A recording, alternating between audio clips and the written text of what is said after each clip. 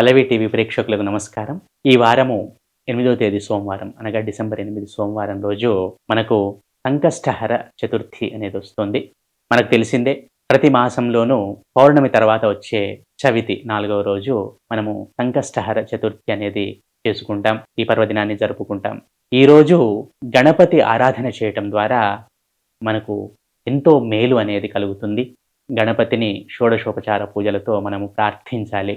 అనగా గణపతిని ధ్యానం చేసి, తర్వాత ఆవాహన చేసి, కలశంలోకి, తర్వాత సింహాసనాన్ని ఏర్పరిచి, తర్వాత అర్ఘ్యము, పాద్యము, ఆచమనీయము సమర్పించి ఆ భగవంతుడికి, తర్వాత ఔపచారిక స్నానం చేయించి, పంచామృత స్నానము, ఫలోదక స్నానము, శుద్ధోదక స్నానం లాంటివి సమర్పించి, తదుపరి వస్త్రమును, ఉపవీతమును సమర్పించి ఆ స్వామిని ఆరాధన చేయాలి. తర్వాత గంధము, పసుపు, కుంకుమ విలేపనము లాంటి సుగంధ ద్రవ్యములను కూడా సమర్పించాలి.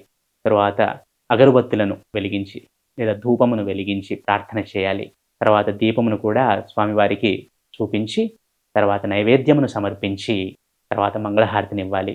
మంత్రపుష్పము, తర్వాత అవన్నీ నమస్కారములు అవన్నీ చేయాలి. స్వామివారికి ఇష్టమైన నైవేద్యము మనకు తెలిసిందే. ఉండ్రాళ్ళు లేదా ప్యాలాలు లేకపోతే చక్కెర, బెల్లం అన్నం వీటిని నివేదన చేసి స్వామివారిని ప్రార్థించాలి. ఈ విధంగా షోడశోపచార పూజలు చేయటం ద్వారా ఆ గణపతి యొక్క ఆ మహాగణపతి యొక్క ఆశీర్వచనములను మనం సంపూర్ణంగా పొందవచ్చును. అలాగే శక్తి ఉన్నవారు ఈ సంకష్టహర చతుర్థి రోజు గణపతి హోమాన్ని కూడా చేయించుకుంటారు. ఈ విధంగా ఈ సంకష్ట చతుర్థి రోజు మనము గణపతిని ప్రార్థిద్దాము, సకల సుఖాలను పొందుదాము. నమస్కారం.